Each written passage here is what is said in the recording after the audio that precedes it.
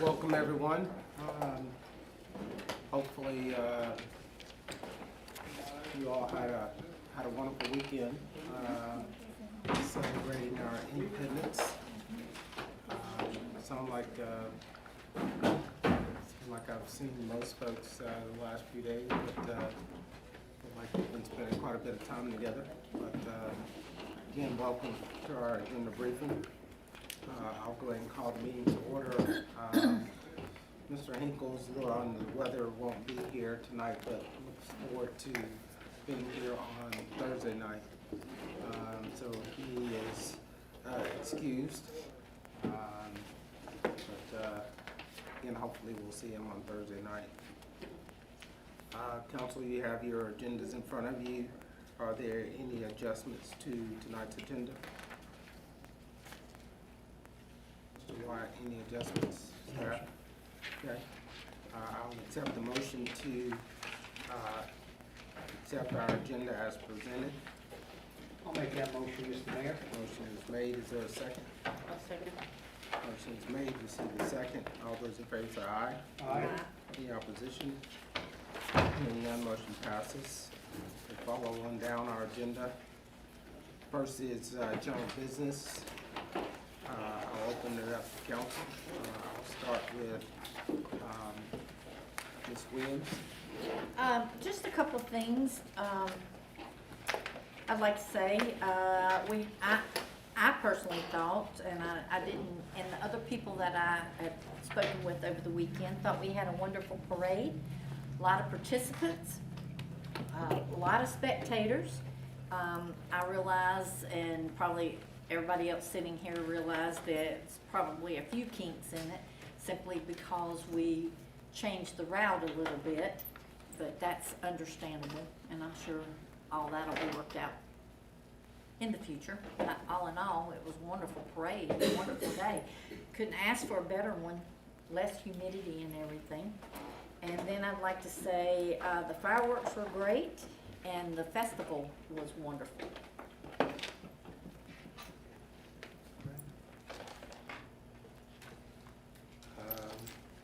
Ms. Harris.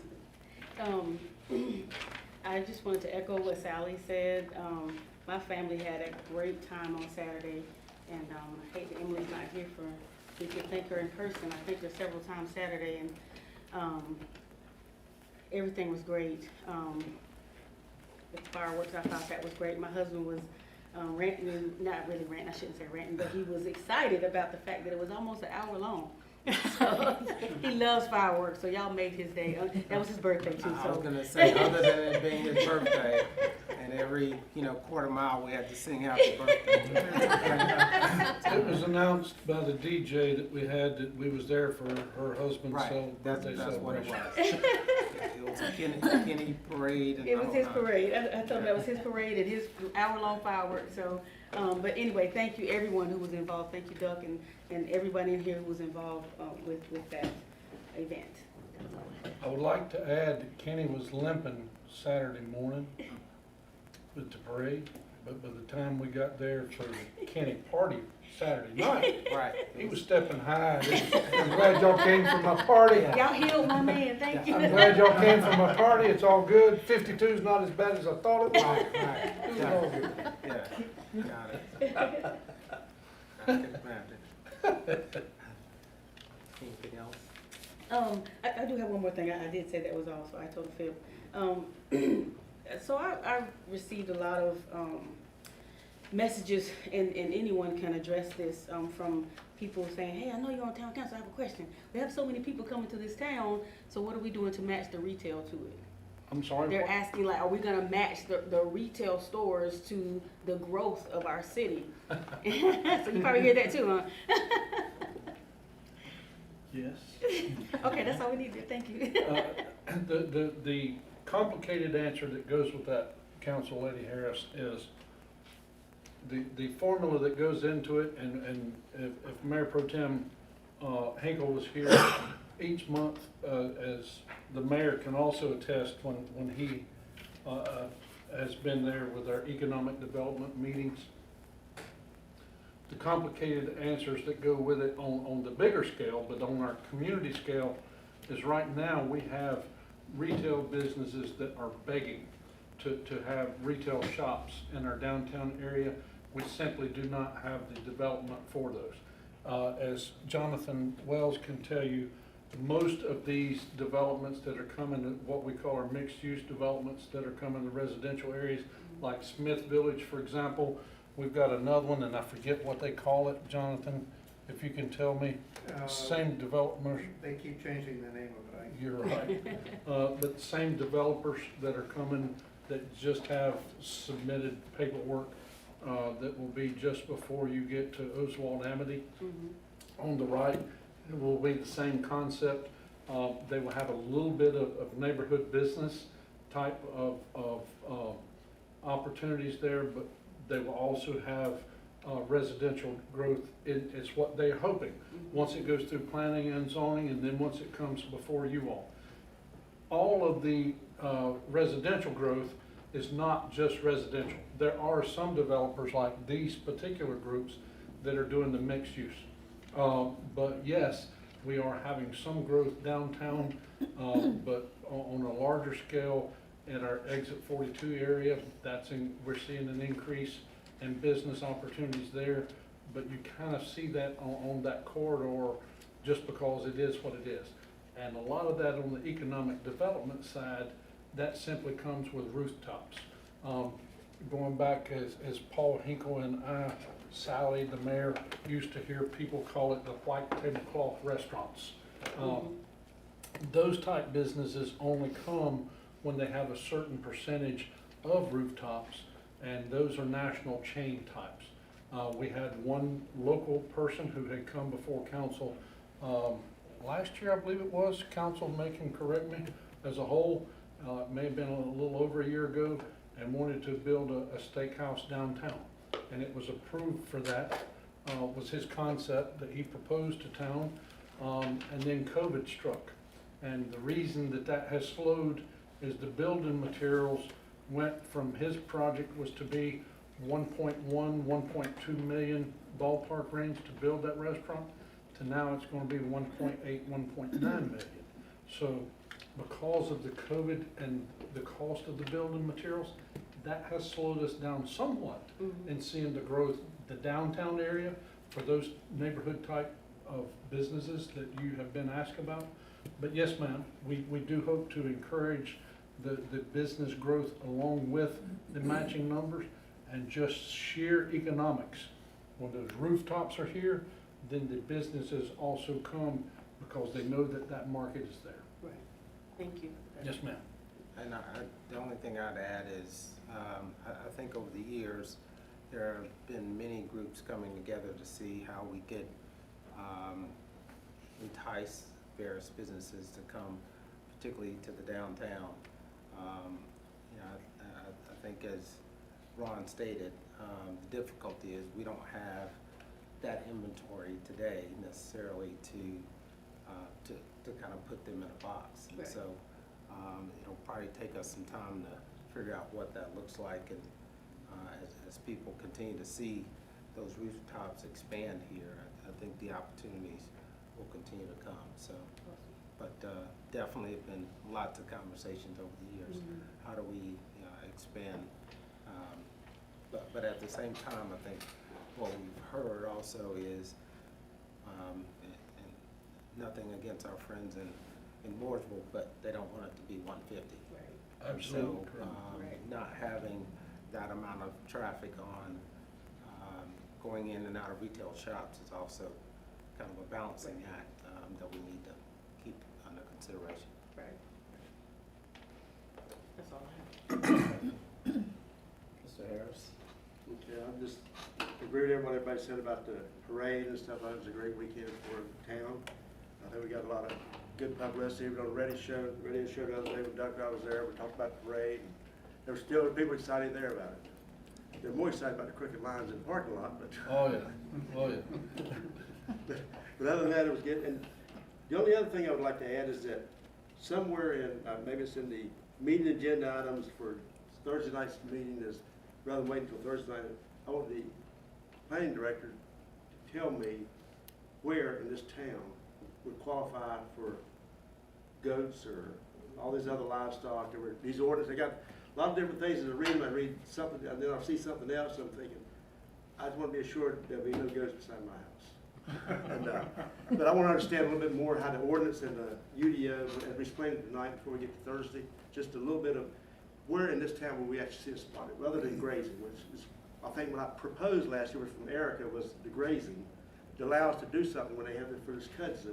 It's going to, I started reading about horses and pigs and everything that kind of bothers me a lot. I grew up in the country. I moved into town. I don't want the country to come back to me. Anything else? That's it. Mr. Knapp? Mr. Mayor, thank you. First, I just would like to thank, and these are the main two, but I know there were many people with their hands involved in making sure it was great. I'd like to thank Emily and Chuck Gallion for the great job that they did. Terrific. I'd like to thank our department heads and our staff for volunteering and being there, and our volunteers. I'd like to thank our citizens that helped along the parade route, blocking streets and exits and whatnot. So I'm sure, unfortunately, I'm leaving some people out, but it was a great, fabulous parade, and the fireworks were great. And just living here, okay, I felt very proud to be a citizen of Troutman, and then I felt extra proud representing the town of Troutman. It was one of the nicest things I think I've seen in a long, long time here.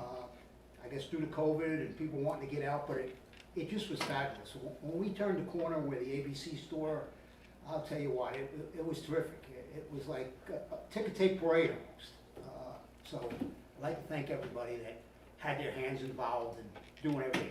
And I apologize to the people I'm missing out, but all our staff, all our department heads, not volunteering, but going out there and working and making sure it was a terrific time.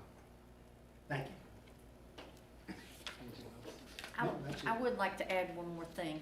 Whoever idea, or whose ever idea it was, and I feel sure it was either yours or Emily's, for us to, council to be on a float instead of in cars. From years past, I like that a lot better. That was a combination effort, to be telling you the truth. It's actually illegal for us to go out and get cars for elected officials, and that was discussed. So once that was determined that it's illegal to get the cars for elected officials, then that left us with getting a float. Oh, okay. So that's why So we've been illegal all these years. I'm not gonna say that on. It was also nice to have the families and the float. It really worked out great. It I mean, was everybody enjoyed nice. themselves on there. Yes. But by election law, yes, we can't do the vehicles the way they have been done. But yes, it's perfectly fine to have the town float for the elected officials, and once it was determined that we can't solicit those vehicles that way, then absolutely it was okay to put the elected officials on one float. And having your families up there as well, we had a lot of positive feedback from the community that they enjoyed seeing that as well. But thank you very much for pointing that out. And Emily and Kim, what was the name of the company, Kim? Klein. But they had used them before, but making sure that that was done. And I think I've heard from every one of you all that was very advantageous and simple for you all to use, and the citizens themselves enjoyed seeing you all together. That way they could point out the ones that they knew personally, and oh, there's so-and-so, and hey, there's Ethan. I had a couple of people, my Ethan and their Ethan, they said, I saw Ethan. I said, Ethan wasn't in the parade. Oh no, Ethan Harris. I don't know why your other son's not famous, but Ethan Harris, they know it. But it was good. Thank you.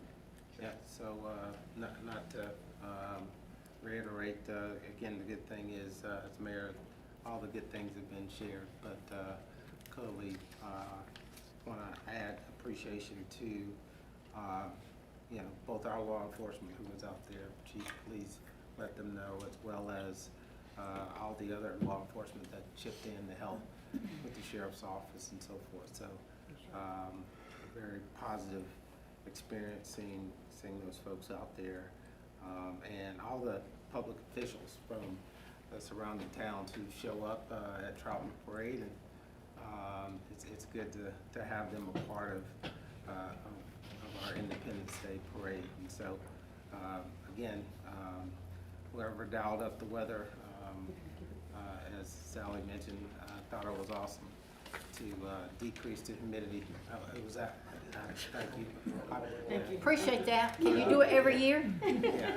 You know how y'all behave. Yeah, I think you got something in here where you're asking for money or something. Yeah, so, yeah, that's what happened. Yeah, that's what it was. No, it's, again, great event. I've heard a lot of positive comments from folks. Appreciate, the photos that, Debbie did and the press. So, again, thank you for the coverage, and I know, the radio station was out there as well. So, again, just, you know, good event. I did have a elected official who used to cover our area send me a note and said she saw some of the photos, and so, it was, she actually said she missed it, but, it's all good.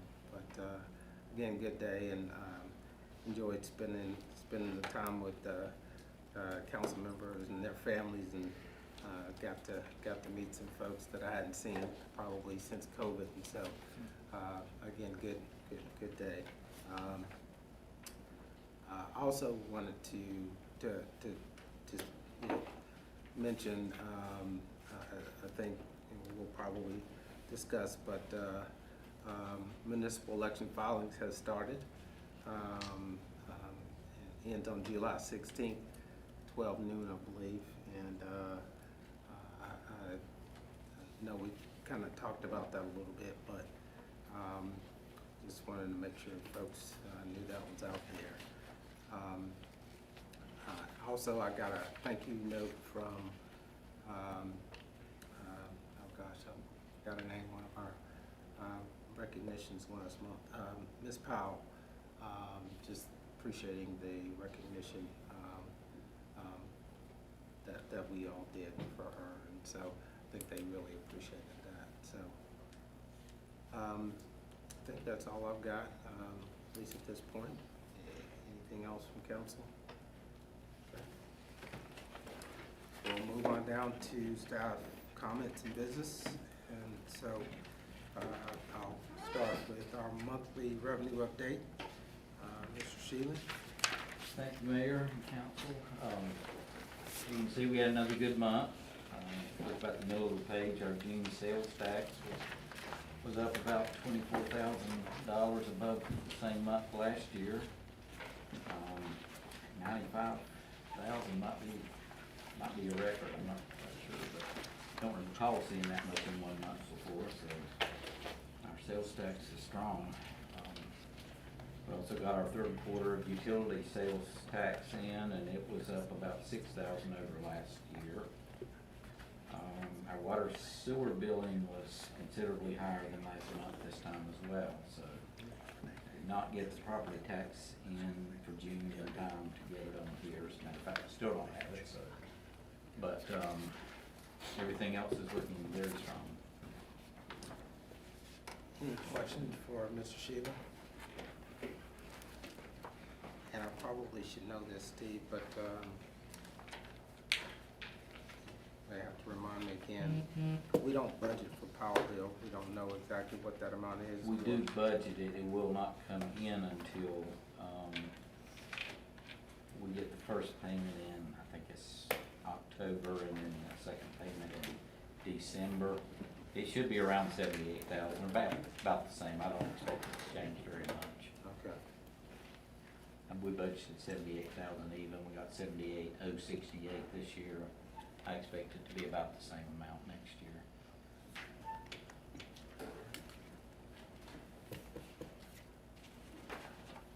I assume you'll ensure that the revenue will continue to increase regardless of. I'll do my best from a distance. I'll send out good vibes.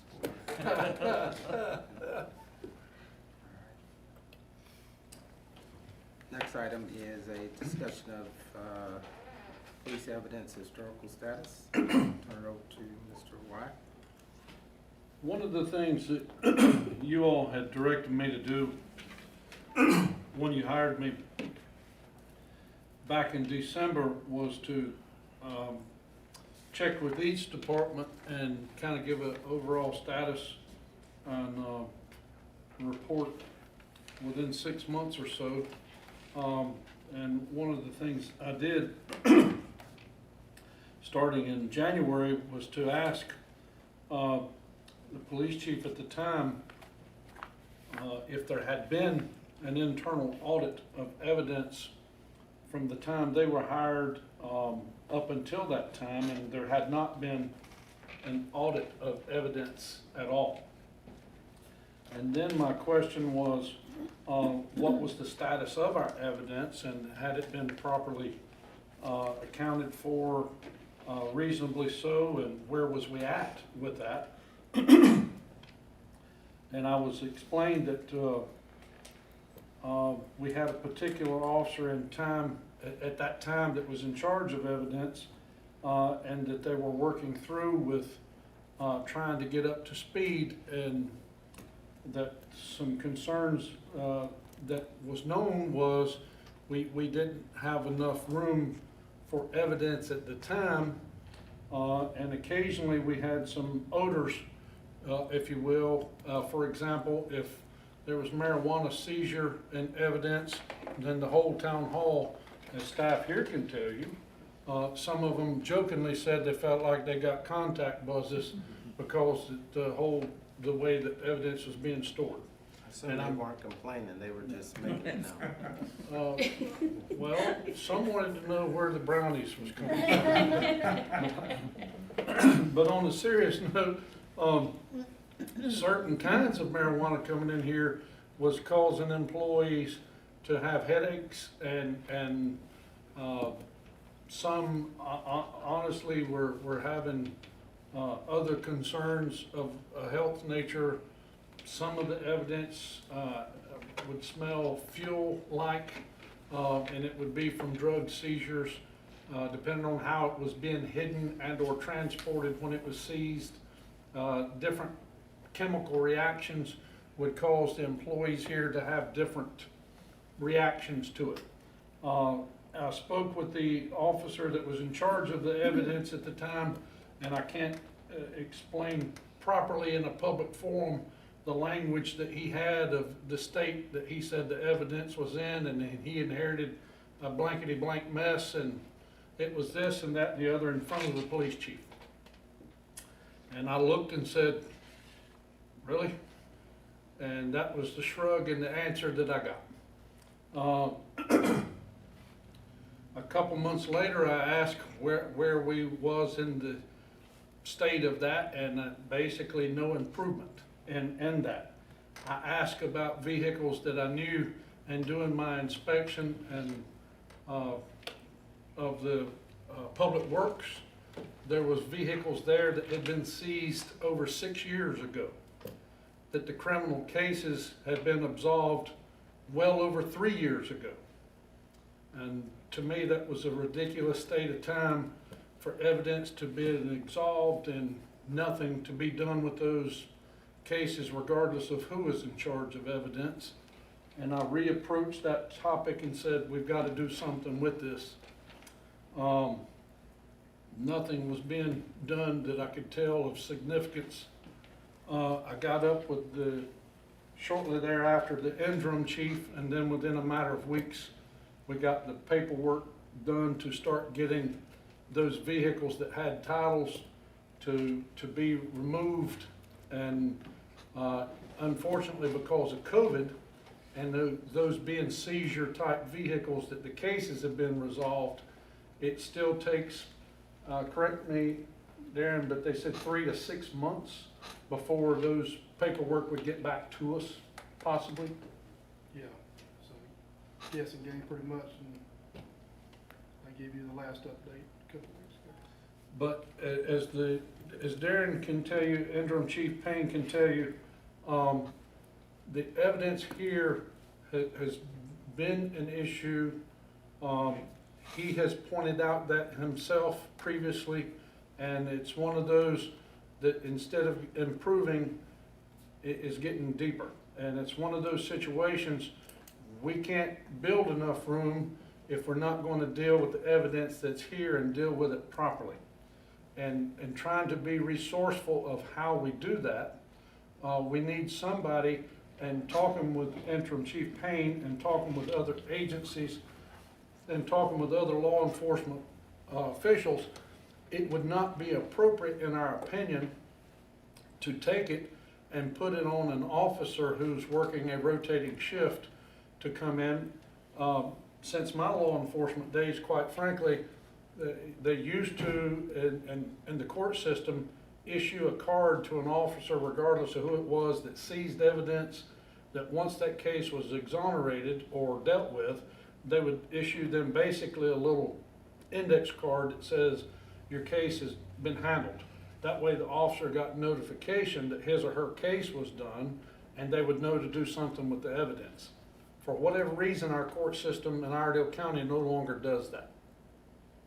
So now a DCI certified person would need to then go in on a regular basis and check all of these cases to see what the status is. And this takes somebody that's certified to do that, and then determine if these cases have been handled, dismissed, or plea bargained away.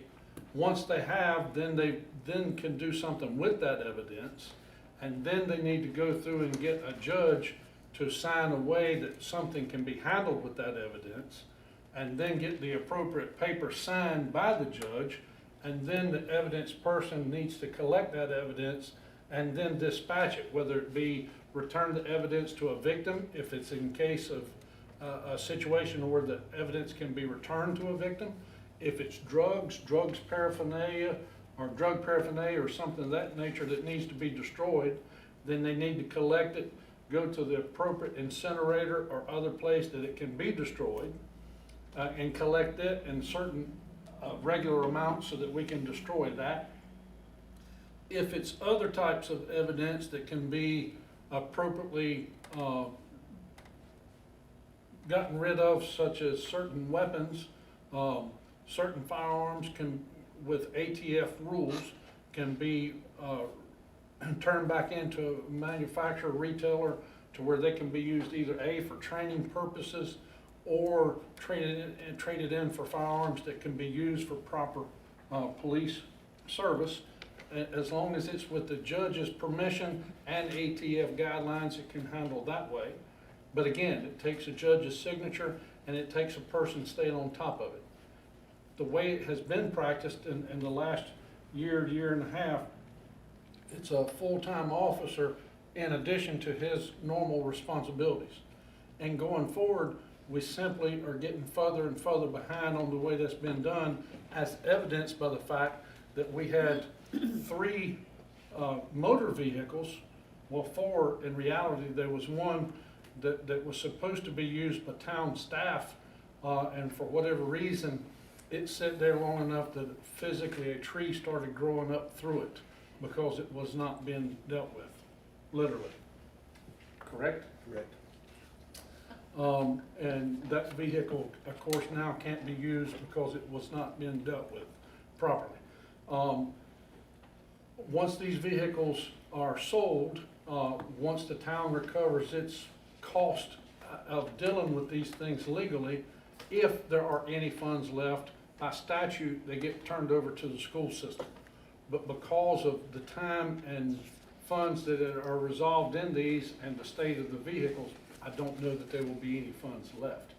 But it may wind up costing the town money to get rid of these vehicles legally because it was not dealt with appropriately and timely, and obtaining the titles and the things that we needed to get done.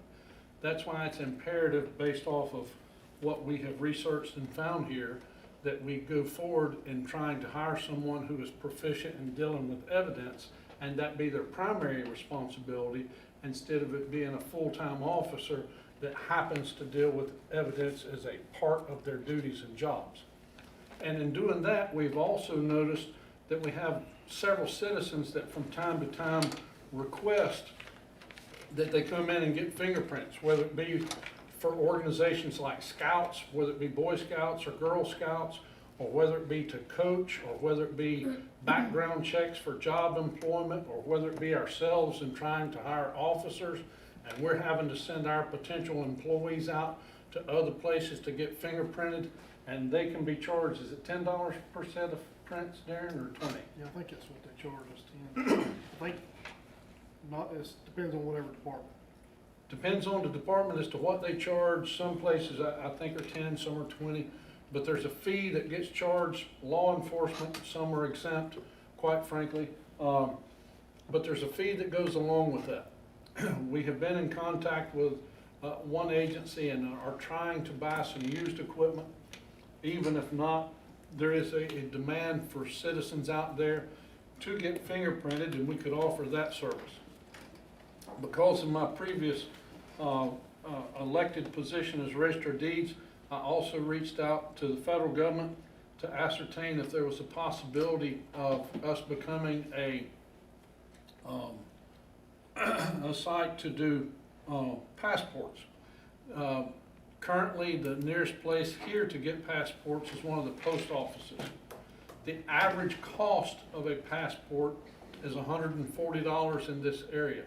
If we did that, as a passport site, you get to charge a flat $35 fee for processing a passport, and you also get to collect additional fees that are returned to you for processing a passport. If you take pictures, you get to keep that fee also. Most Register of Deeds offices, which is how I had researched previously the fees that they get to charge and how much they get to keep of those, most Register of Deeds offices that had done this previously, they wound up paying for the position, and they did those by appointment only. So in talking with Interim Chief Payne and talking to a couple of Register of Deeds offices that are still doing this, that was in our area on the smaller scale, and talking with the location out of Georgia to ascertain if we could possibly be a passport site and getting their opinions. Again, we would set our schedule by appointments only, and what the equipment cost would be to do that. We would have to set up training of ourselves here to be able to do it, and then have a place to do it.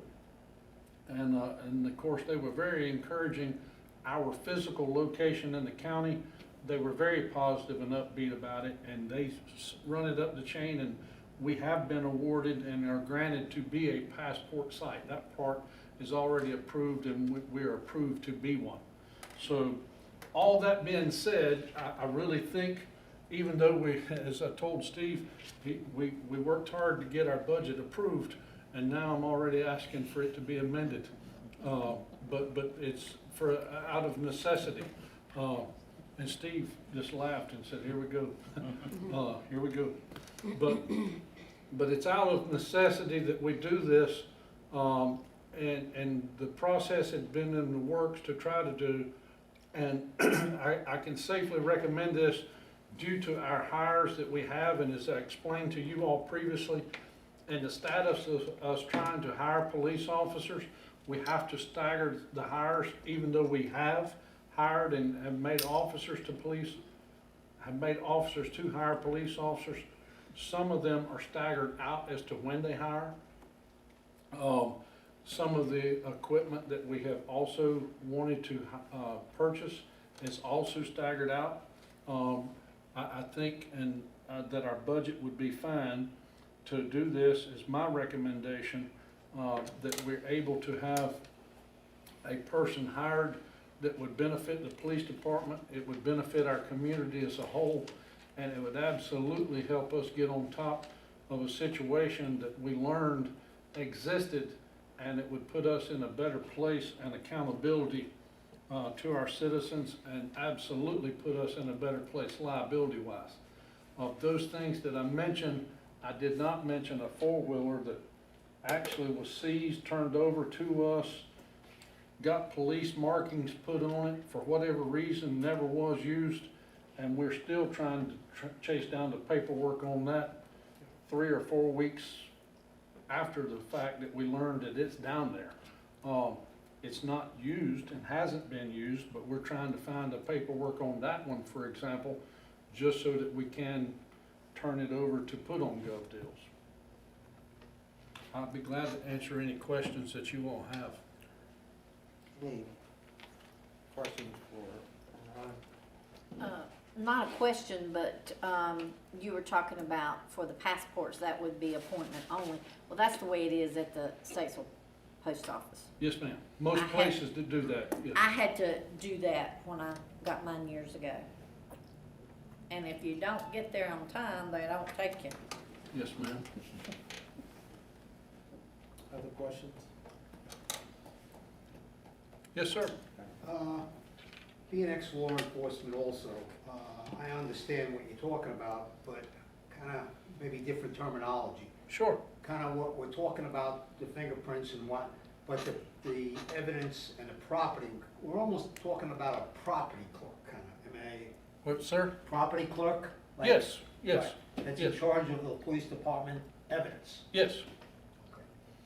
It's absolutely the same thing, it's just a different title.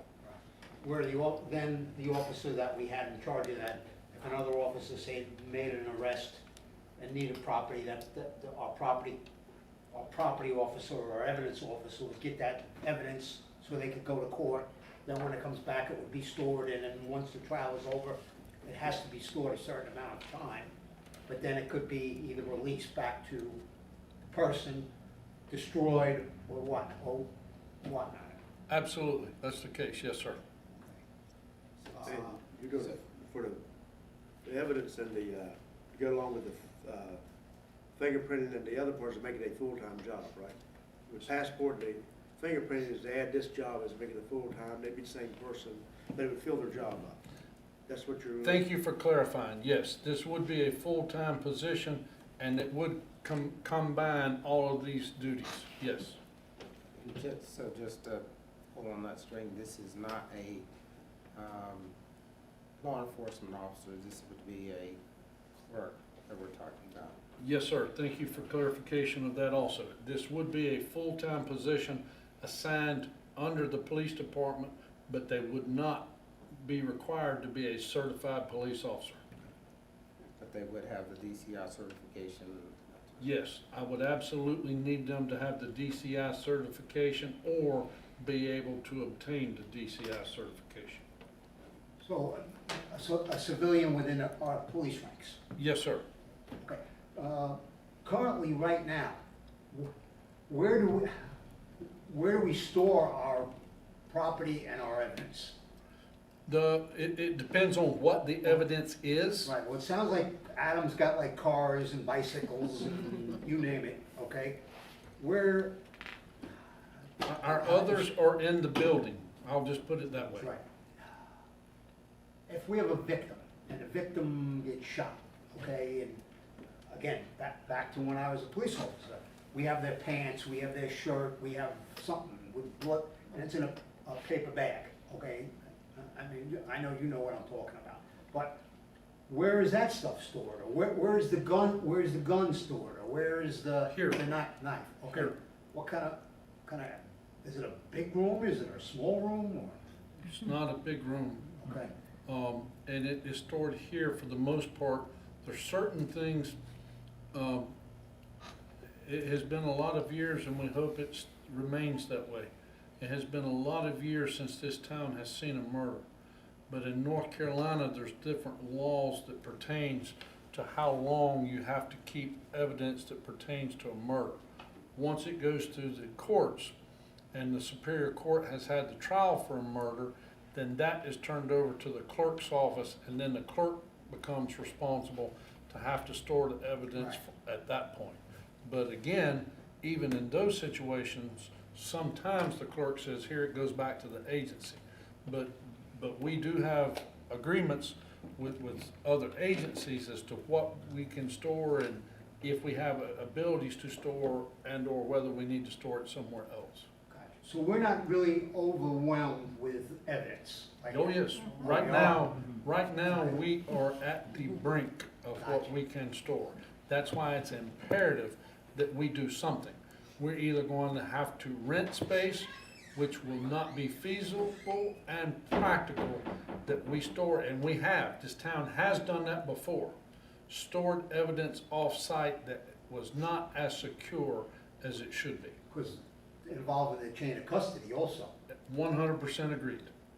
And I For really. You guys that don't know what the chain of custody is, it can't be out of said, not person, but said agency's site. Custody, care, and control, yes. So what's the salary you're thinking about? Low to mid-30s should be the salary range. Okay, Even for the responsibility that that person would have, Doug? Mid-30s is typical. I mean, you're in the $16, $17 range, and if you put a calculator to it, that should be in the low to mid-30s. I wrote it down, I've done some research on it, and yeah. Okay, no, Right, because right. I'm just thinking that you gotta have a real honest and responsible person. Absolutely. I've I seen mean- some other agencies, and that's what they pay. Some, depending on where they're at, I mean, you're in Charlotte, of course, it's gonna be more, but for our town, Gotcha. Ron's right on target. No?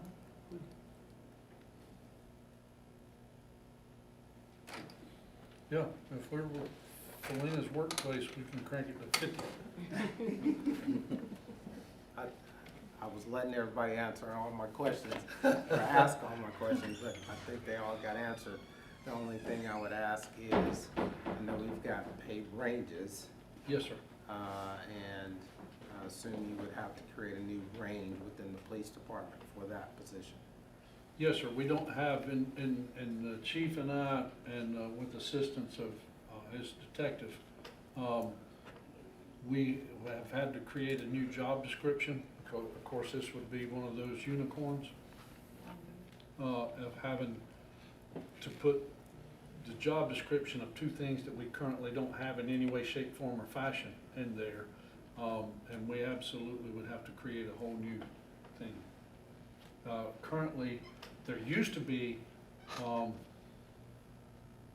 5 years ago, I believe, Darren, that there was a civilian position there and it got moved away, but we have had one of the administrative staff handling some of their duties over the years, but it has been, actually, it's been about 7 or 8 years since they've had a civilian working in that capacity. So I don't know that we even have anywhere near a modern job description that we could even take part of it from. There's some out there. Oh, yes, sir. So the other piece I thought we were getting at was where you're gonna house them. And part of that is, I think there's probably some expectation, maybe not. When, say, people come and they wanna ask for law enforcement, some question or whatever, they're going to the other window right now, but we've got the one window for law enforcement. Is it the thought that they would help answer questions, or law enforcement questions, or no, just keep them going to the main window? I'm glad you brought that up, because right now it's been a retraining process, even with our current staff, to tell them to stop answering questions because they're not law enforcement. And just within the last week, I overheard a question that some of our administrative staff wants to help, and I'm glad they want to help, but we've got to retrain them that you're not law enforcement. And when the public comes in and starts asking those questions, they think, because it says police on one window, that they think they're talking to police persons, and they're not. And we don't need to ask them any questions. Once they say they want police, it's stop. Let us call the police. We don't need to ask them any more questions, because that puts us in all kinds of liability about what it is they think they're saying or wanting, and it's that simple. It's not that we're not trying to help, but It's not our administrative staff's job, nor would it be this person's job to determine if somebody's a victim or a witness to a crime. That's not their job. We need to install a phone, that they can talk to dispatchers who are trained for that. But even this person nor our current administrative staff needs to start those questions. They're not trained for it, nor is it their place to do. And absolutely, Mayor, you're 100% spot on with that question. And I'm having to remind our staff, because we've had years here of, well, we've always done it, and that's not a good enough answer. We are not police, we don't need to get in it, and different people have told him over the years, well, just ask them. No, that's not their job. Their job is, they want the police, come here. And that's all we need to tell them, is come here. I sound like you got it under control. I just wanted to, because I think some of that's getting lost between just normal administrative and. Yes, sir. What's police. So, And to okay. answer the other part of your question, where to put them, they would work in this current police office that's there. Darren did have a little office area back there that would be theirs, but quite frankly, our storage closet that's the uniform equipment now, we kick all that stuff out of there, and that would become the passport fingerprint room area, and then we will take that equipment to go somewhere else. That way, people coming in here has a room to go to, but the person could still work over there as far as what they need to do, DCI / evidence wise, they could still work behind locked doors, and if somebody come in, need to talk, hey, here, but we absolutely in the near future hope to address, the fact of, like you just brought up, hey, I need the police, hang on, and then dispatch. I'm gonna ask this question out of pure ignorance, and I'm saying it in advance. No worries. Evidence obviously comes in at all times. Yes, ma'am. So what would the hours of this person be, or do the police just store the evidence somewhere until they come in? Are they like working 8 to 5? So how does that work as far as the hours? No, this person's job would be Monday through Friday, 8 to 5 normally. Our evidence does come in 24/7, and the police officers themselves do put evidence in themselves 24/7. If they get out for court, this evidence person, of course, would then get the evidence out for them. It's logged in and logged out. We would set up that process of going forward, as Councilman Now said, hey, here's our evidence clerk. That way we've got that logged in. Once it's in, now the way it has been done in the past, and this is where we've got to grow and mature as an agency. The way it has been done in the past is each officer can put his evidence in and out as many times as they want to. And we've got to grow and mature into proper evidence etiquette. And that's what we've got to do with this person is, once they put it in, they can't go and get it anymore. It's in, they can't take evidence out. And this is what this person would create. Unless they sign for it. Exactly. Okay. One question I had, as I'm sitting listening now, is there a conflict with, because I think of passports, I think of the post office, putting passports under the police department? No, sir, and that's one of Is the. that a normal thing? I just have to think it being not like a normal fit. Fingerprinting I see. No, sir. The conflicts that comes with passports is that person can't have anything to do with issuing identification cards, or can't have to do with issuing ID like birth certificates or marriage license, or issuing the ID cards like a driver's license office or anything of that nature. They want to make sure from the passport office that whoever the issuing site is, that the issuing clerk, like at the Register of Deeds office, I still could have done both, but whoever my person was couldn't have certification to do both. Not so much about what they could do. I was thinking down the road that this chief may say, well, yeah, I can handle passports over here. The next chief said, that's not in our department. We want that out of there. And then we're trying to figure out how to re-jockey it. I'm just wondering that, do they fit? Passport, evidence, fingerprint, do they all fit as one block? You know, that we're not, a year from now, a new chief says, this is just overwhelming. I don't need this in my department. It needs to go to the administration or something. That's all. I just that fit as I thought about that. I think where they do passports, and I got them, it wasn't police, it was completely Well- administrative. But at the end of the day, George, it's what the town manager is telling the police department that what he wants them to handle. So as long as our town manager is saying, the police department's gonna be doing fingerprints and passports, that's the way it'll be. I guess it's a service to the citizens, number one. I guess number two, this would be administrative, so. But that person's administrative to that department, and that's. Yeah, but, so the law enforcement aspect of it, I guess in my mind, unless Ron tells me otherwise, steps away from that passport piece of it. I agree with everything you all just said, and I wholeheartedly could see a police chief saying, hey, passports, that's not a law enforcement function, but I could also say, absolutely, and this clerk's not a law enforcement function either. Right. But, so do you want a clerk or not? But at the same token, based off of the evidence that's out there, this part of that clerk's job will help pay for that clerk's job. And depending on what the numbers are, it absolutely could lead to more than just that. So for Meaning, them to get somebody to help with evidence to keep it under control, then they need to step up and take the passport. 'Cause that's absolutely, the one that can help pay it. absolutely. It's them. And if it does what the evidence out there says, you maybe could wind up eventually, and right now, we're just hoping that it pays for the majority of the cost of the position. And if it winds up doing what it does in other areas, and it pays for itself and then some, okay, it may wind up to where it don't have to be a part of that job. It's a standalone part of it that actually helps pay for the position itself, and it can wind up being another part of an admin job and not under the PD side.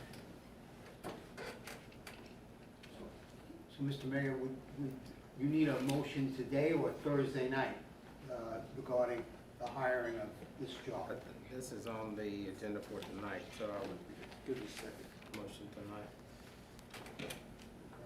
Would this be the time that you would accept one? Unless there are any other questions or comments? Motion. Well, I'll make that motion, then, Mr. Mayor, that, okay? I'd like to please consider a motion. I'd like to make a motion to allow the town manager to add a new position to town staff, with the understanding the primary focus is to deal with the backlog of evidence. So I'd like to change the motion just slightly, if you agree to it. Certainly, Mr. Mayor. That the motion is not just the backlog, but just to deal with our evidence. Okay, fine, I'm That's fine with that, sir. Okay. I would hate a year down the road, the backlog goes Right. away, and No, thank you. one of my council members say, hey, well, I We was don't have told any this. backlog. Right. Just With evidence. want to put it out there, okay? Is there a second to the motion? I'll second. Motion is made, received the second. Any other question or comment? Thank you. Okay, hearing none, I'll call for the vote. All those in favor say aye. Aye. Any opposition? Motion passes. You have a new position. Thank you. Is that why you came? Yeah, here? that's Okay. We go. Yeah. Man, you beat Adam to that. That was pretty good. That was pretty good. Wow. You're in charge of the weather next parade. All right, right. I'll make it happen. All right, the next item on the agenda is approval of resolution 1521, title resolution by the town council of the town of Troutman accepting the NCDQ state grant, EAIA W210226 for the wastewater assessment inventory and assessment project. Mr. Wyatt? Adam found a grant on the internet one day while he was eating lunch. But it's a $150,000 grant. We asked Benji if he would, with West Consultants, to help us craft this, and he submitted it to North Carolina Department of Environmental quality. environmental quality, to consider us for it, and he did. It is a $20,000 grant, matching grant, meaning we've got to come up with $20,000 on our side. And we are allowed to use labor for our part of that. And basically, Adam, if you care to elaborate on what that means.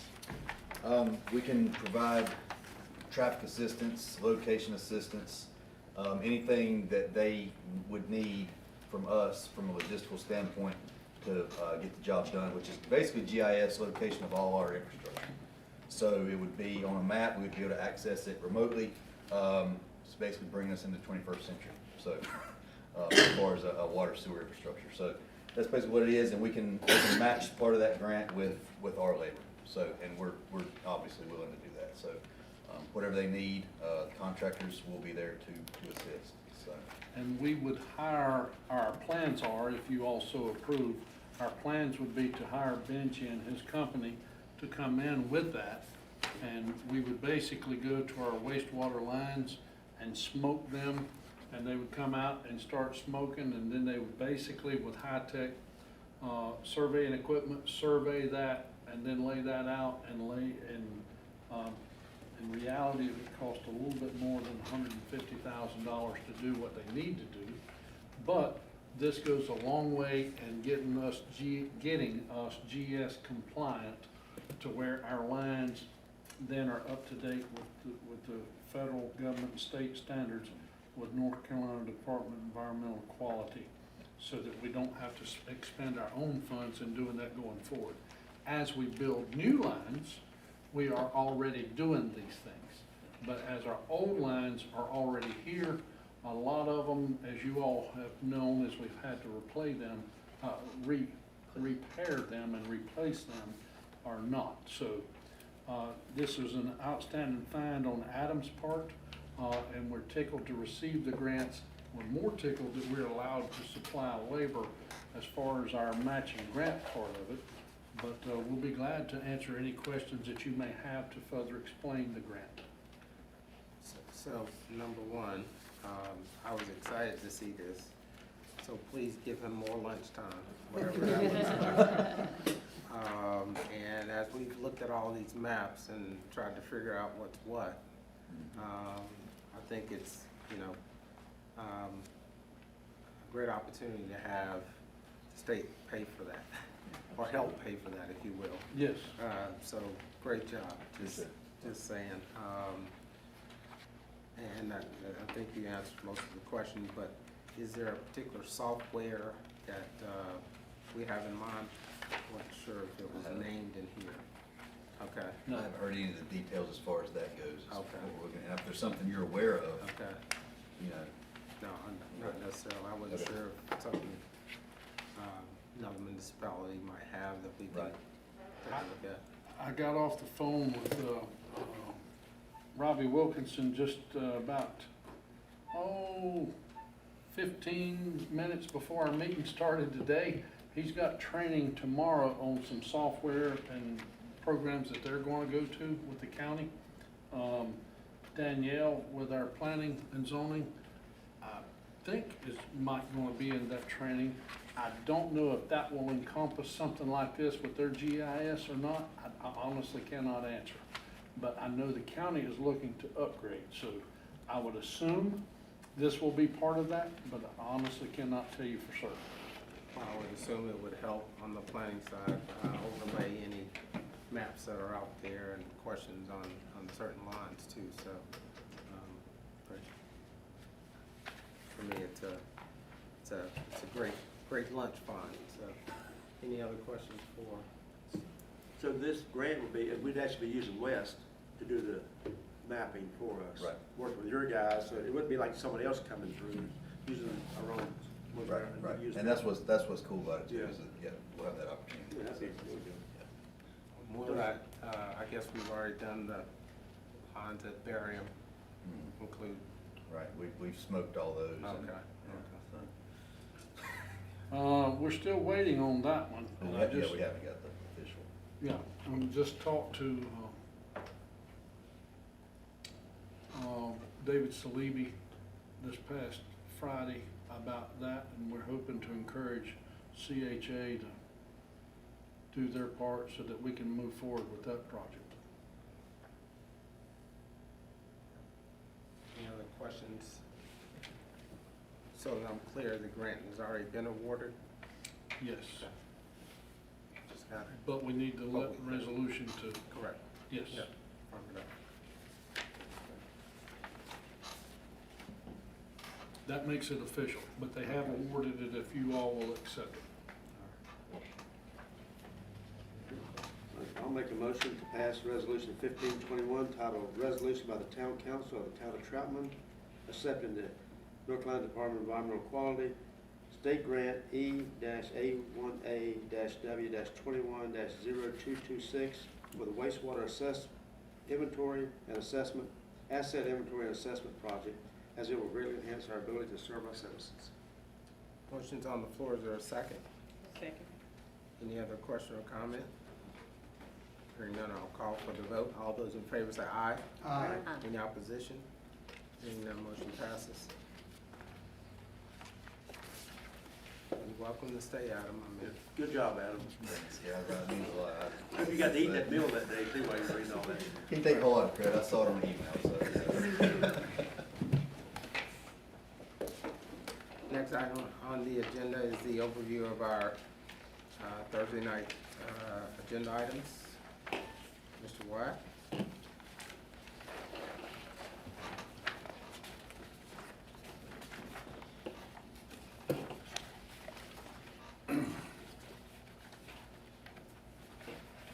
Getting hate mail about Thursday. Let's be ready. Should be relatively simple meeting. Consent agenda is pretty quick. Then we go to ABC Board. I have already spoke with Chairman of the ABC Board in reference to their request. That one is a fairly simple, straightforward request they have there. I'll be ready to speak on Layton's behalf in reference to their request. Then we move to number 3. Are both of them coming, not coming, do you know? One has replied, the other's been busy. So no one can come right now. We're trying to confirm, just so council is aware, we've got a couple officers that have recognitions, and we're trying to confirm if they are going to be able to make it in person or not. We've got the standing reports for items number 4 from the library and the fire department, public comments section, and then the part that text messages, I said emails, I apologize, it was not emails. It's the items number 6 for annexation rezoning request. That's where my text messages have come from, is there. The first one is Winecroft Village. Jonathan can go into those more appropriately as need, if y'all need him to. That's number 7 and 8. Number 9 is annexation request Westmoreland, and number 10, the rezoning request that follows. And then number 11, this is what Councilman Harris spoke about. Jonathan, if you will, please address his concerns about the animals, because he specifically wants to know about the goats, and seriously. Yeah, under the amendment to the proposed amendment to the UDO and the Code of Ordinances, there is being proposed livestock cannot be kept closer than 150 feet from public streets or residential properties, as well as there are acreage requirements, and these acreage requirements have been developed with cooperation of the North Carolina cooperative extension service at NC State. We wanted to establish minimum acreages that would be humane and appropriate to the animals involved. Of course, the larger the animal, the larger the acreage. It ranges from a minimum of a quarter acre for goats up to 2 acres for horses, cows, mules, and donkeys. So I think that in a generic fashion probably addresses the concern or the question, inquiry that we have. Well, the area's kind of bothered, I'm sitting here reading on this ordinance to amend the UDO, and it first starts marking down about being 10 acres of land is a minimum to have the commercial agriculture uses, boarding, sales, purchase, and rental livestock. And then it says setbacks be determined and struck from there by the Board of Adjustment. And then I go from 10 acres, and I got all kind of other verbiage about the grazing and all the other things. But the grazing part was okay with the goats is what we looked at, because the kudzu, which is what came. Then when I get over here to, I think it's the ordinance, then all of a sudden, in a quarter of an acre, you can have 1 goat and all this other stuff. Wait a minute. My neighbor has more than a quarter. He's got almost a full acre. That means he has 4 goats sitting beside me. But that 150 piece, but so you may can get 150, it's set a spot back here, it's 150 from everybody, have a goat sitting in the middle of you. The one provision is for, and I think the reference is commercial agricultural activities. Basically, if you have a dairy farm, something like that, or riding stables, things of that nature. The piece that I just made reference to, which is proposed change in the Code of Ordinances, specifically applies to if you wish to have livestock as a domestic pet as opposed to a commercial operation. So the intent of these changes, among other things, is to clarify the relationship between commercial operations and basically a family pet. Because the way the wording is now in both the Code of Ordinances and the UDO, it's confusing and frankly, it's pretty contradictory. Yeah, that's where I was looking at all that. I want to make sure that we don't end up reversing ourselves back to where we were. I got you, I understand. And as I read through it, then I read a little bit from the, was it the ordinance? Original, I can't find the section now, they had the 25, 2 acres for this and 25% of this for this. I said, wait a minute, I was reading 10 acres, I felt good, now I'm reading this stuff, and I don't feel so good. Because on my street, every one of those lots are at least, they're right at an acre out through there. And I said, wait a minute, we're just getting in with pigs at 25, a quarter of an acre. That's ordinance 1121. Huh? Ordinance 1121 on the first page in that block. Yeah, where Yes, was sir. that? I said, 3 pages. it made me a little bit nervous. And I Yeah, said, keep going towards the back. huh? No, keep going toward the back of that area. Oh, It's okay. the one that has the table on Page it. 31. Yeah, that's what I was looking for. Yeah, page 31. I was sitting there looking the other day, I was like, wait a minute, this is more than I really thought I was getting into when I offered to help Erica. It's like, This started out, Mr. Harris, as a conversation I had with a couple citizens back over the winter, over the telephone, when there were inquiries about, well, you know, we're thinking of moving to Troutman and we, you know, have a horse, and how much land do we need to keep a horse as a domestic pet? And there was not clarity in this. it was there when I read it. The question I raised to these citizens is, can you tell me with certainty what a humane amount of land, minimum amount of land for a house, a horse is? And there was kind of silence at the other end. That's when I decided to consult with the cooperative extension, because they're pretty much the undisputed experts.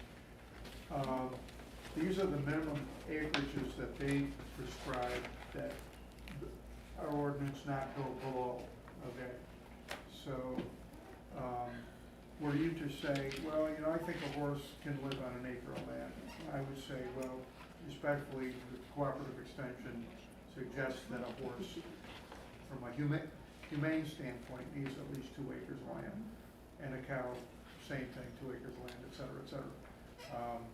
I think these are a floor rather than a ceiling.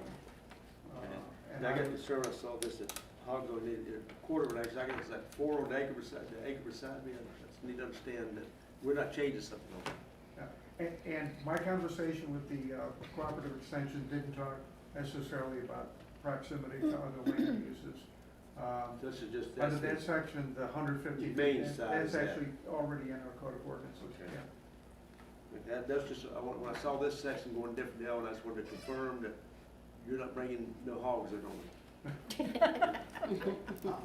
I'm a little bit confused here also. Are we going by this page 31 with this minimum acreage per animal?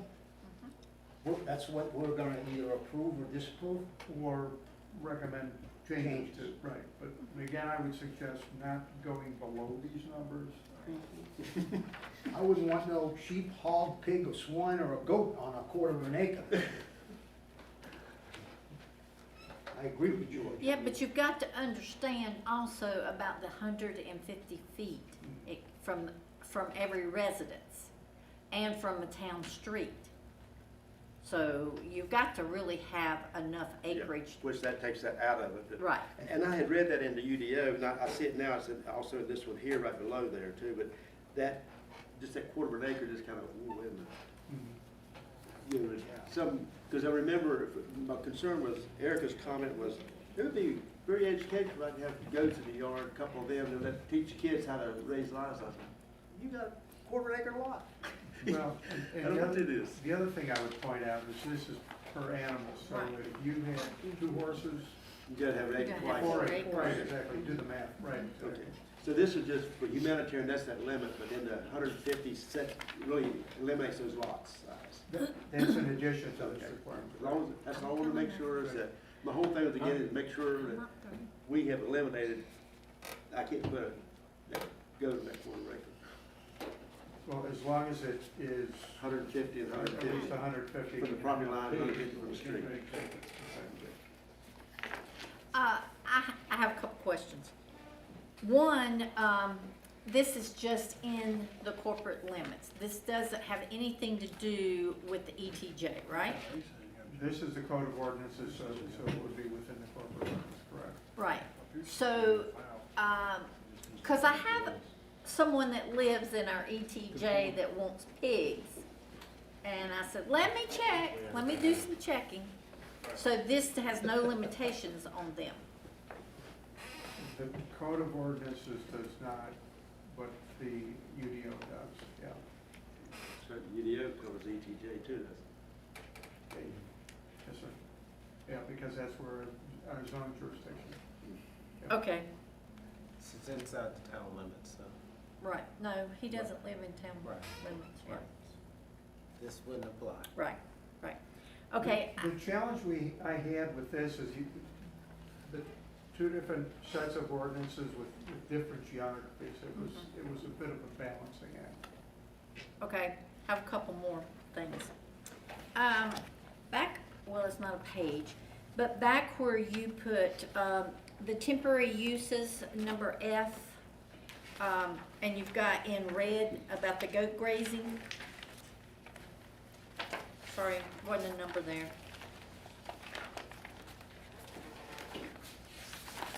It's the second page under the ordinance, 1021. Third page, sorry, third page.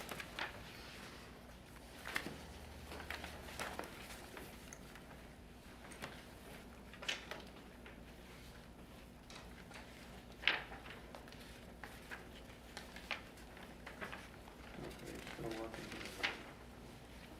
It's the red line copy of the. Yes, the red line, Right talking after- about the goat grazing. Right after page 5, you start into the ordinance amending the town UDO. I gotta find the red line copy.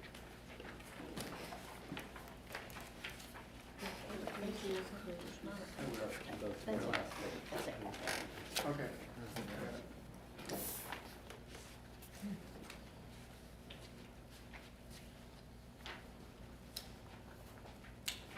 All right. Okay, my question, on 8B, that you limit the grazing on specific properties to 2 times per calendar year. And 8E, grazing should be limited to more than 7 consecutive days per permit. So only 2 times a year, 14 days a year, someone can only get the grazing goats. Is that correct? That's what this proposal is for. Right. Well, we have typically in this area 175 days of growing time. 2 weeks ain't gonna do any good at all if they're trying to get a certain, any vegetation. So I think we need to limit that, not put, if we're gonna put a limit on it, it needs to be a higher limit. Just my opinion. When you say limit, do you mean the frequency per calendar year or the number of days, or both? Both. Okay.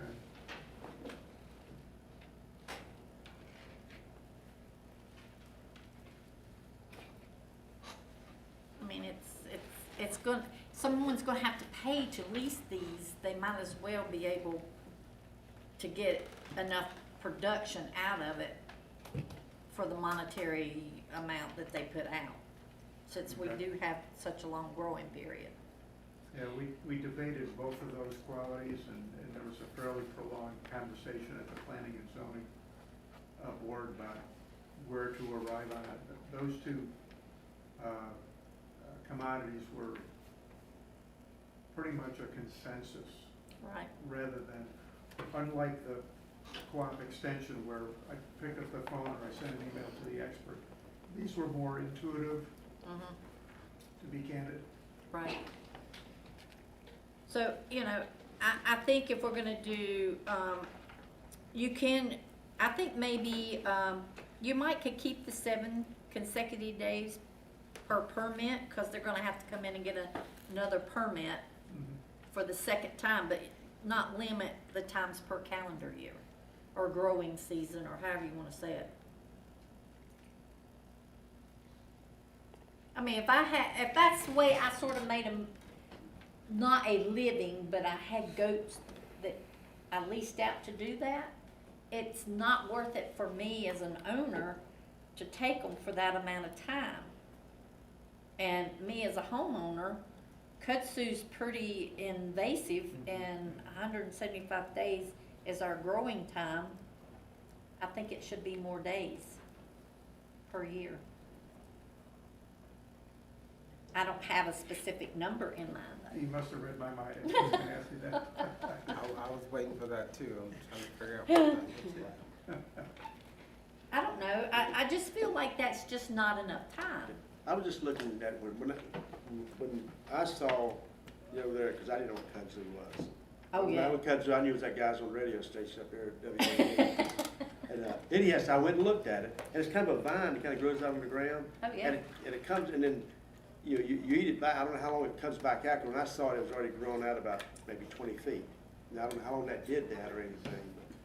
And if it continues to grow, It's pretty bad, I mean, it's, I offered DuPont has some very good chemicals to kill that stuff. but I understand some people don't want to use chemicals. That's right. I got a good little lecture on that. Although, I'm not one of those people that won't use chemicals, because I just went around and did my pasture fencing with chemicals, so I'm not opposed to chemicals, but I know some people don't like And to. I don't have a disagreement with it more than 2 times or something, because I don't really know how fast it grows. Right. But, and I understand the need, like I said, if that person brings them in, he probably only wants, he's gonna go somewhere else, so if you can get them back, you better have some kind of cycle I can bring them through. But Right, he's not gonna come around. I don't know what he would charge, but, and I don't know how long it takes him to eat. I know they can they can sit down pretty bare real quick. as long as they're not real finicky goats. Yeah, Mine was finicky, she wouldn't eat certain things. they got a problem. She wouldn't eat English ivy. I'm sure this guy would test them. Yeah. So just for clarification, Jonathan, so the planning board had a consensus on the 2 times a year As well as the and the consecutive days. yeah. So it's robust debate. Did anybody throw out another number? 6 times a year, 8 times a year? This was, I think this was at the April meetings, it was a few months ago. My recollection, Kim, I don't know if you I don't remember, remember. but, I think 2 times might have been at the lower end of, I don't think this is necessary on a monthly basis. Right. No. And once a year just seems ridiculous, so it was probably ranging between 2 and a half a dozen times. I think there was also some sensitivity among at least a couple planning board members of, this may be a little bit controversial, particularly if you live next door to a property that's being grazed, and we may not want to open the gate Too wide. literally too widely, so it ended up being perhaps a little more conservative than it would have been otherwise. Okay, okay. I don't know who can answer this question, maybe Jonathan, maybe our town manager, but are we getting overwhelming requests for goats to come in and chew kudzu? I mean, because Probably not.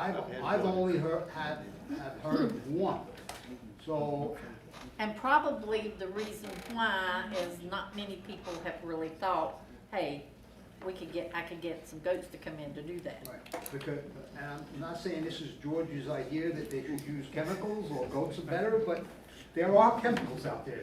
So, unless we're getting, I think, a lot of knocks on the door asking for people to allow goats to come in, this is kind of overwhelming for one request.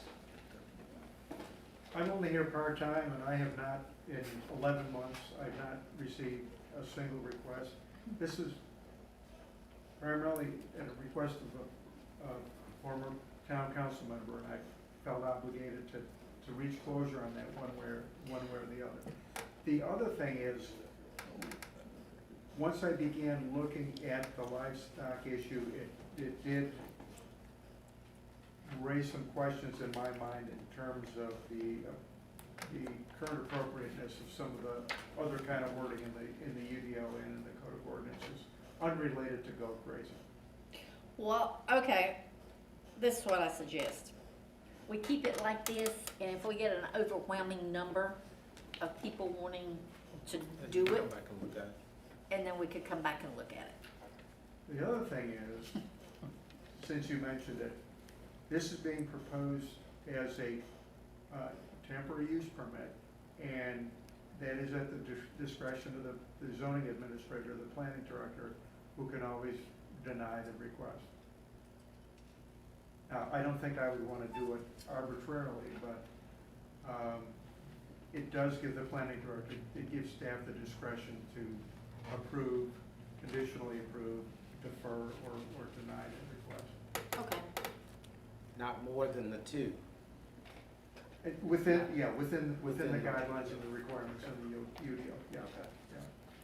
Okay. For somebody like myself that's not really knowing about goats and livestock, okay? I mean, please someone help me so I can make my decision on Thursday. What's the advantages and what's the disadvantages? Because I really don't know. Honestly, I'm not. Some people have them as pets, some people have them as dinner. Yeah, but why would I vote to let George have goat grazing on his property, and why would I vote against George? I'm This is- kind of looking for It boils, advantages, disadvantages. it boils down to some neighborhoods in our city limits absolutely should not have goats next door because it's too close. Agreed. Some other neighborhoods, you have plenty of property, it's fine. And who's going to determine, as Jonathan has said, and as Sally trying to also say, at what point is a half acre enough land to have one pet goat versus an acre to have 2 meat goats that's gonna be food? I don't know. I don't know the proper answer, as Jonathan is saying, to have a farm animal versus a pet. that's gonna be nurturing, and how we have one ordinance that's gonna cover both, I don't know that there is a proper, absolute best way of saying this ordinance is gonna fit both uses. I don't know that there is a perfect way of saying that. No. But I guess what I get explained, because that's kind of where I was at a while ago, is that now all this really ordinance and matches the UDO and ordinance back up to have the same language. And the 150 feet from the street, 150 feet from the property line, pretty well wipes out in the city limits, even though, Right. even though it says a quarter acre, that's a humane number that he picked up from the agricultural extension. Yep. That doesn't mean anything when it comes into town. Now they all match up, and it's gotta be 150 feet from the highway, or from the street, 150 feet from the property line.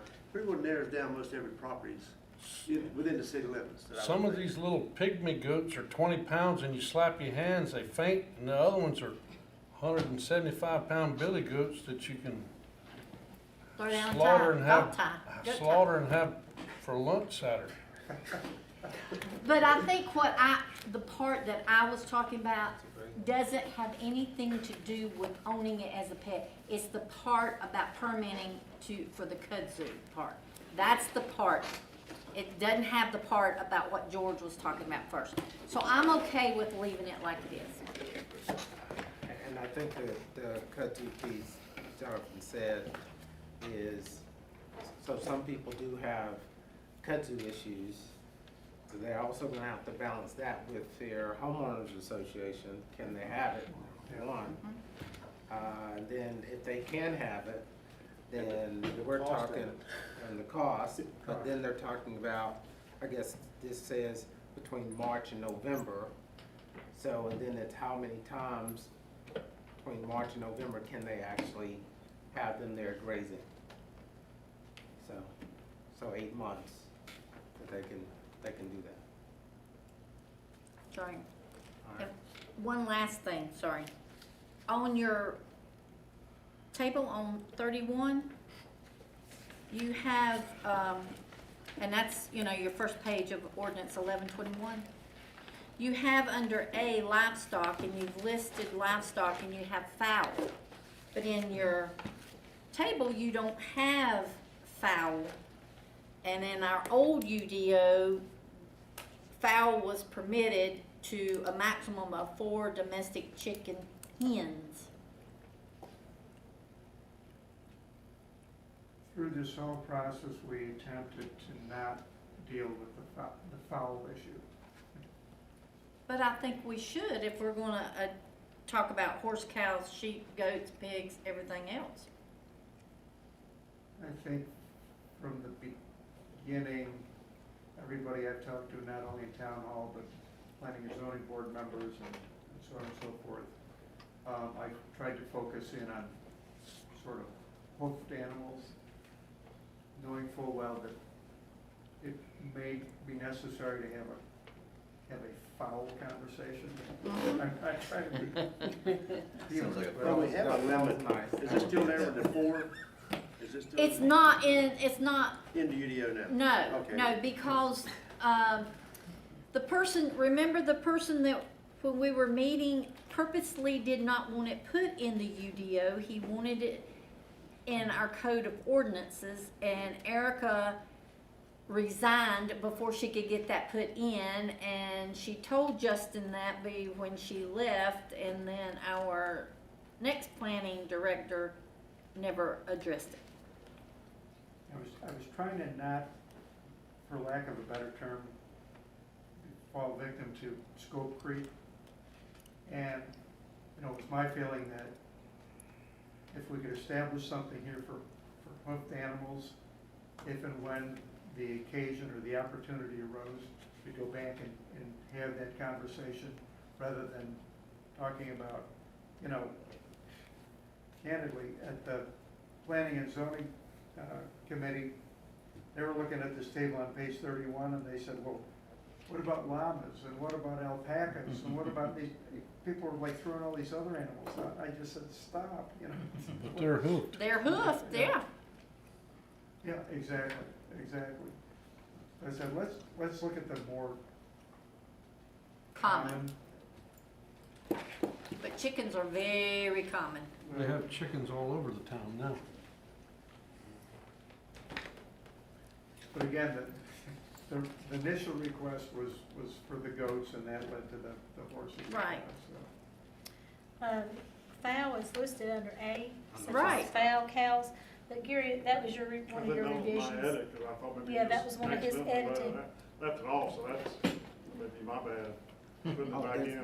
This is Gary's fault. It's Gary's fault for putting fowl back in. Thanks for the clarification. But I think the problem is under the Code of Ordinances, I can't remember specifically what the Code of Ordinances says. Right now it says no livestock of any kind, which would include chickens. Right. Correct. So, I mean, that's the other thing, is you have to decide if you wanna go from complete ban to allowing something. So if we change this, then the question is automatically gonna arise, it didn't address fowl. Right. Or it's under the general definition of livestock. Mm-hmm.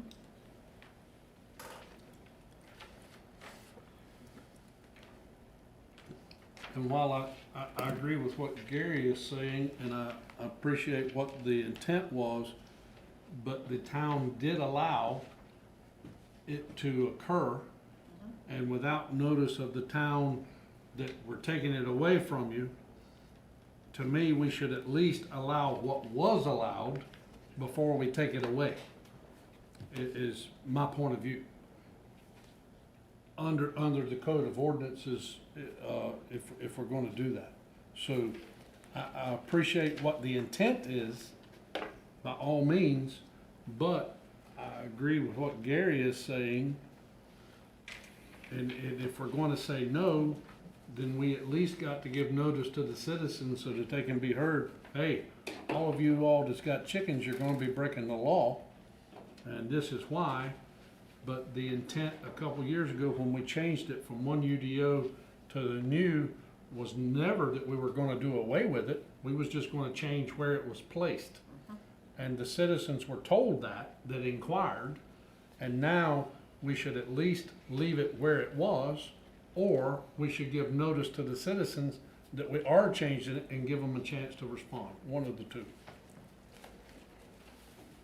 So Jonathan, do you think from a planning board perspective, if you added, say, fowl on a quarter acre, with that Per animal, per animal? because that's what that That's other what that is. is, that's I right. don't know. Well, You can have more. since these are all chicken. larger animals, I think the acreage requirement is applicable. I'm not really sure, and I'm not an owner of any sort of birds or fowl or anything, but it seems a little odd to place acreage requirements on, now, we may want to talk about other restrictions, but acreage requirements on a duck or a chicken seems, No, I think you should. Yeah, I think If you're gonna do a quarter acre for a hog, then I would say 4 chickens is a quarter acre still, Yeah, that's still a lot. yeah. right, 4 chickens on a Quarter That's quarter still acres. gonna be smaller than a hog. Well, yeah, but yeah. I wouldn't, to me, that's still, Yeah. and if Right. somebody wants to object to that, they can still come back and say, hey, wait a minute. I want 15. Right. But we need to stipulate no roosters. Is, Oh, yeah, Right. that's already was there. It's 4 Oh, yeah, chickens, not yeah. roosters. is the whole spectrum of fowl, is it appropriate, you're laughing, it's gonna make me laugh too. No, the old one said chickens, it didn't It say, didn't say fowl, so You ducks can't- and No, geese it, and, at the top of it, it said domestic fowl. But then it specifically mentioned, for domestic chicken hens. right. You're right. So if it we did use say that domestic same fowl. language, No on a turkeys. quarter acre, It didn't say no more that. than 4. Yeah, but if it don't grant you permission, that means no. Chicken. Okay. Is that I say right? fowl goes a lot bigger words. yeah, Fowl could be exactly. anything. Right. I mean, I'm thinking of Maybe add peacocks. the alpaca, what about ostriches? Oh, no, you talking, oh, no peacocks because they're louder than roosters. I'm with you there. Or you could do like the guy in, Cream blood in my started. I don't know, he was just out there. His python got loose. Oh, yeah. Yeah, up in, what was it? Yeah, got in the pipe and, Oh, yeah, they they say did. they got bit, but it wasn't. Eddie, don't worry about it, it won't happen there, cause your HOA won't All right, allow so, it. so we give you some direction for Thursday night to think about. You might want us to explain it for Thursday? Can you all hear Eddie? Somebody puts a guinea or a peacock over near Eddie. Peacock, that's another one. He go, I don't know what's happening. Eddie would be done. I'm gonna dream about ostriches. I'm still trying to figure out a hole and a gully washer.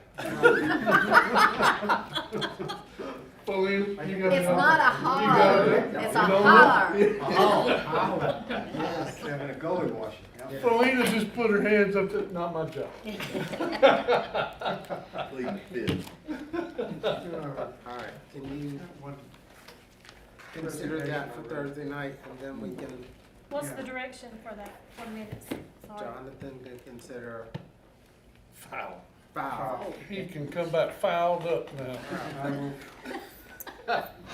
Four With the recommendation on Thursday. domestic hens I'll do per my acre, best. All right. per quarter acre. I was afraid this was gonna happen. The other I know you question were. I had was in the consent agenda, we got two motions in that. Do we have that in the? You know, I wondered that when I was Yeah, you reading put two through that. motions to be made Yeah, in the I middle was- of the consent agenda. I did? Yep, Yeah, I was gonna ask you about that. 5 and 6. Yeah. And I was gonna ask if you can, well, you probably not prepared tonight. I but did, to that's talk supposed to about, let me mess up. six, Where are you talking about? well, we need to pull it out. In the Duck's markup of the consent, of the In the consent. town meeting Thursday night. Number 5 and number 6, we put we need a motion for those two. Oh, yeah, Now, Yeah, I didn't catch that. this Sorry. consent, I guess we gotta do the motion is gotta be part of it. No, we'd have to take those out. Yeah, we have to take them out. We do have to take those out. Apologize. yeah. And they will have to come out separately because they are, both of them do require specific, motions. They can't be done on the consent. Well, when I saw that motion there, I thought, wait a minute. Yes, all you have to say is just it's one motion for consent. Because nobody's really gonna look at that. And I may be wrong. Gary, did you see that?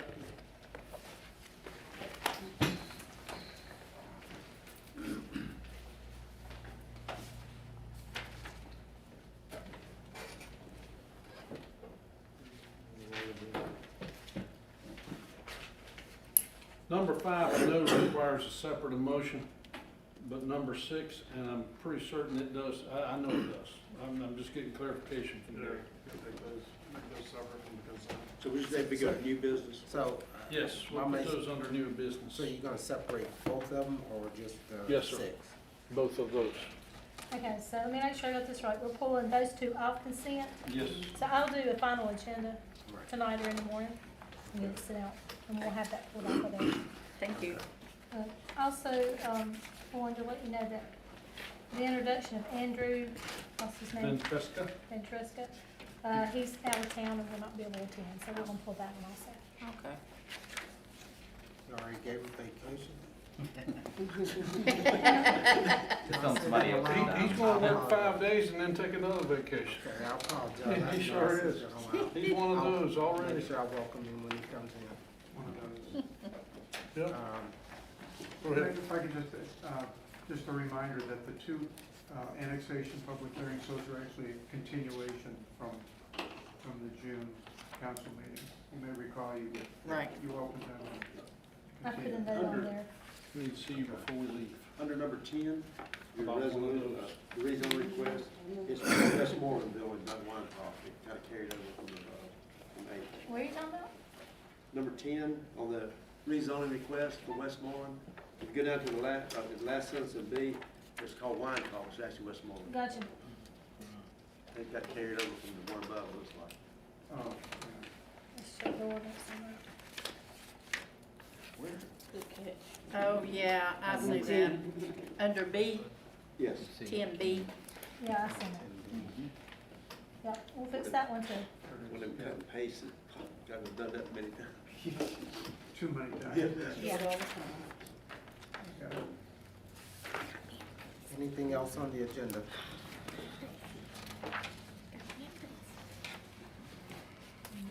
Number 12.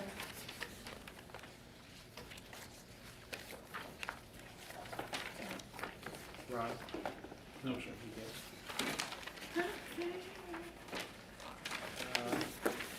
Nothing else, I'll accept the motion, number 5, to go into closed session pursuant to General Statute 143, 318, 11A5 to discuss acquisition of property.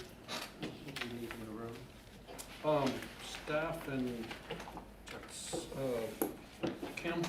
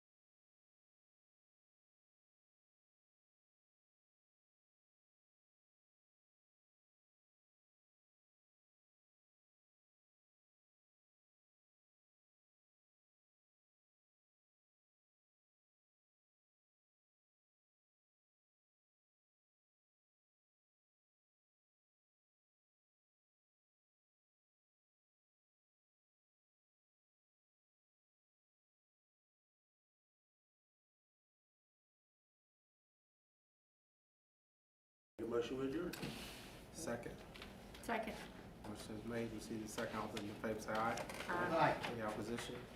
Hearing none, motion passes. George is leaving out. I thought George is at the front door by now. So